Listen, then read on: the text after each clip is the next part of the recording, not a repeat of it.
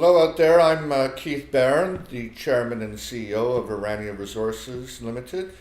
And this is Richard Spencer, the President of the company. And we're here today to talk about our project down in southeast Ecuador, the Cutucu Lost Cities project. You might be wondering about this rock.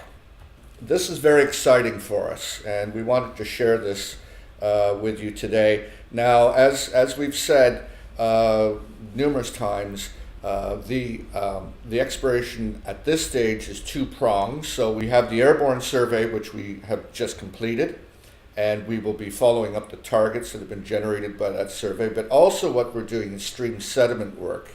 Well, when we did this in the past on the Aurelian work, and when Richard did it with GenCore, certainly it's very, very sensitive technique, and it pinpoints where there's mineralization. It can be copper, it can be lead zinc, it can be silver, it can be gold. So all kinds of different things. Now, the geologists, so far they found 3 chunks of this stuff. Now, what is this? Essentially what this is chalcedonic quartz. It's low temperature quartz. It's a sort of quartz which is deposited in geothermal systems, in geysers, in hot springs, and things like that. Now, this is all made up of different fragments, different types of fragments. You can see different textures of the fragments. A lot of them are banded. And what that banding represents is an eruption event. Every band within these fragments is a little eruption. And now this is all made up of different fragments. Now they're all silicified. They're all from the same vicinity, and this is what we call an explosive breccia.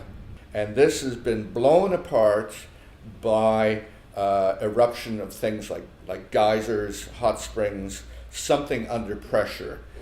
At depth, though, very, very commonly at depth, you will get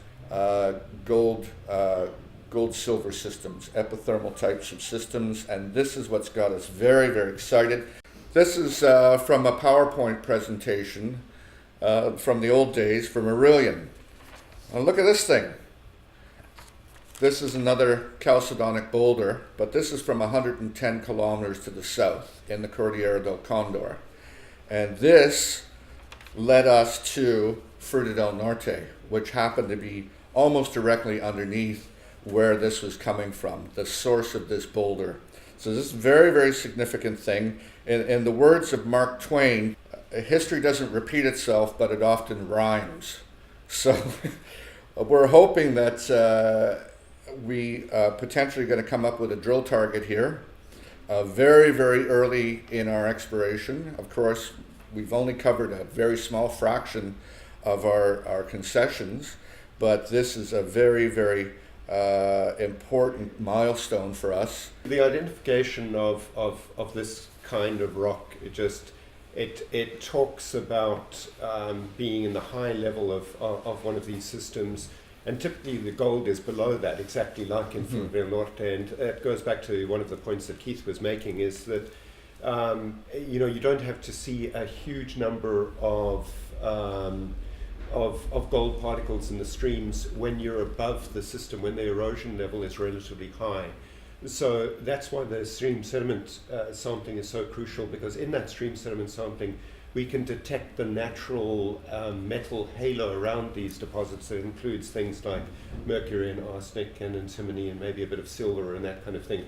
And that is so important to detect those halos, rather than just looking for the gold itself, like would have been done in the old days, and seeing these sort of textures that are indicative of the very high level geyser component of these systems, when you know that the gold is typically a couple of hundred meters below that, is incredibly exciting. Mm-hmm. So, of course, it's early days yet.